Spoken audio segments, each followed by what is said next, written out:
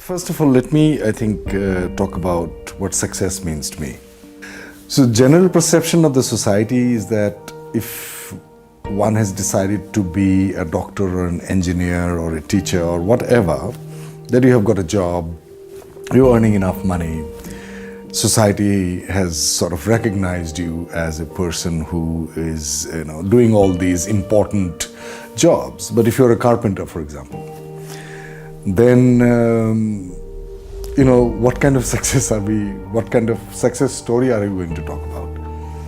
Like my teacher, my acting teacher, he's a brilliant carpenter who has learned carpentry from one of the best carpenters in the world, spending a fortune. And he makes this amazing furnitures, never sells it. It is in his house. Sometimes if he likes some friends of him, then he would gift it, maybe. And he's not named it also. There is no signature behind that. So is he successful? For me, he is. For the simple reason that success for me is that are you content within?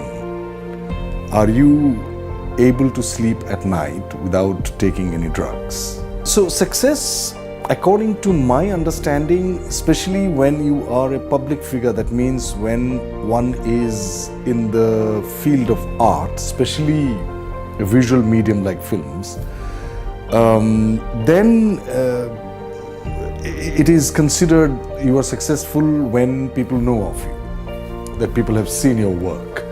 I used to do theatre till 2008 and I traveled across the globe. I got the best possible reviews that most probably any Indian actor has ever gotten doing Shakespeare in England, that they described me as the best Shakespearean acting they have ever seen, including Peter Brook's Tempest. When I did, this review had been given by a Scotsman. And the newspaper called Independent had given me that this actor has got such is his acting skill that we didn't need translations when he spoke in Assamese. They understood what I spoke. So, but very few people know of me. And still my father thought I was wasting my time. Even my father thought I was wasting my time. Forget about the general public. So what I'm trying to say is that success is a very subjective definition. If we cater to the definition of success given by the society, then I think we are in big trouble.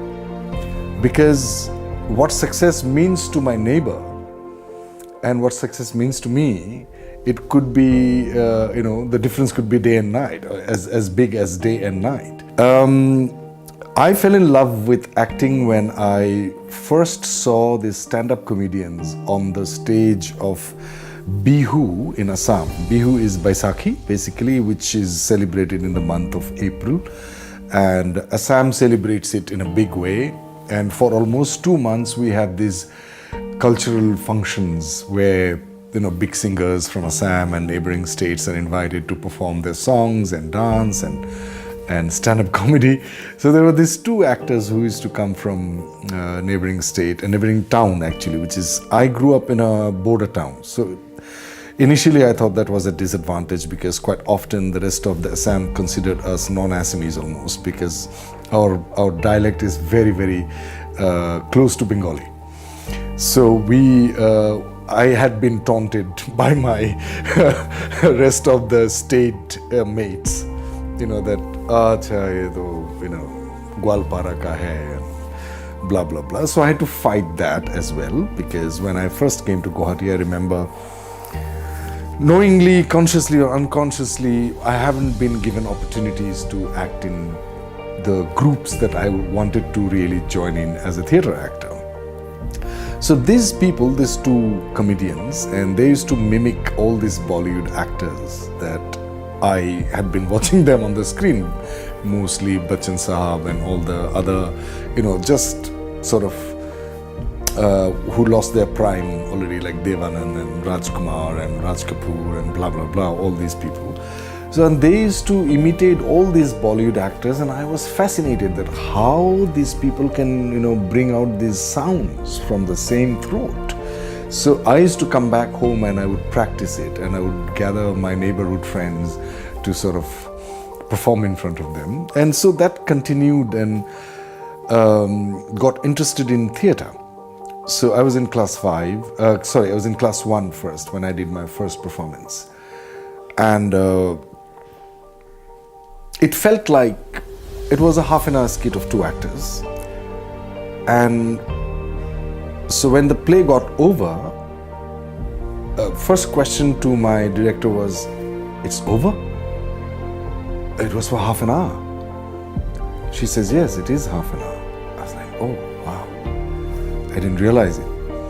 So after I finished the play, and all the other students and girls, and especially girls, like, "Hey, this is the guy, he's done this role and so nice." So that particular attention that I got from the rest of the school and teachers, it sort of caresses your ego and sort of makes it bigger. And the prime intention behind why I did the play first, that gets overshadowed by this outer recognition. The fact that I asked, "How is it over?" That means half an hour felt like 5 minutes. So the time stood still for me. So it was magical that when time doesn't flow, you sort of dive into the time in slow motion and you see it happening. So you are in the moment. You are sort of deeply in the moment. The degree of being here and now, which I experienced in my first play, that magical feeling, which I have never experienced before. So that most probably had been the most important ingredients in my pursuit of theatre, or art, we call it, in the form of theatre. And that continued for a long time in terms of doing theatre. And then by the age of 13, I guess I was pretty sure that I would like to be an actor. I would consider failure is when you give up. Like when you didn't try. There is this wonderful concept in Japan called the nobility of failure. Failure means that you have tried and you failed. That means in the first attempt, and you keep doing it and you keep doing it. And once you keep doing it, and if you love it, you'd never fail. Because if you love something to do and you continue to do, the act of doing itself would give you joy. So the depression of failure comes from that you are expecting something after you have done the act which you love.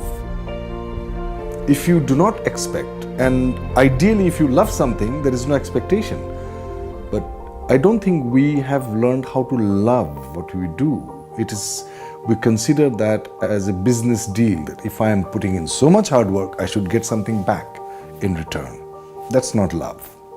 That's a business deal. So that means our work should be on how to love unconditionally. That if I love acting, I love it. And if it doesn't give me that joy, then this is not for me. Then that means I'm in the wrong profession. I keep getting a lot of questions from different parts of the country. Quite often they say, "Sir, kuch nahi ho raha hai, nothing is happening, nobody is giving us opportunity." So the first question I asked them that, "Are you acting?"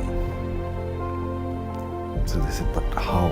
We are not being, we are not cast." I said, "But why should that stop you from acting?" So they don't really understand the question when I ask them that. They think, how do you do that? So I keep telling them, I think this is very important that people hear it, that if you are pursuing acting, or even singing or dancing, you are supposed to dance and sing. You are not supposed to wait for someone to call you to dance and sing. And to act, you don't need to be on the stage, or neither you need to be in front of the camera. You can just act. How do you do that? So one of the easiest ways that you go these days, everybody has a smartphone, and they have a roof on their head, and 2 meals a day, somewhere, somehow it is coming. So I said, you have a room at least, in your bedroom, in your living room. You Google one monologues and you'll find the best of the monologues written by great writers. Take it up, study them, read them, memorize them, prepare them as best as you can. Ask few friends to come to your house and perform in front of them. In front of one person you perform. And if that person is wise enough, ask their feedback, how it is. So don't spend your time only on networking. You work on your skills as an actor. Prepare your 20 minutes performance. Perform every day in front of few people, 2-3 people. If nobody is there, just imagine there is somebody, perform. So my advice is that never stop acting. And networking, it helps. But what if that you get a particular job in a film and you acted, but the film came out, it did very well, but nobody talked about you. But you did a film, the film didn't do very well. Whoever has seen it would ask, who was that actor who did that small role, but very well? We want him or her. So I would say that prepare yourself, groom yourself, go deeper into the skills and the craft, so that even if you do a 1-minute role, everybody would notice you. And directors, they see that.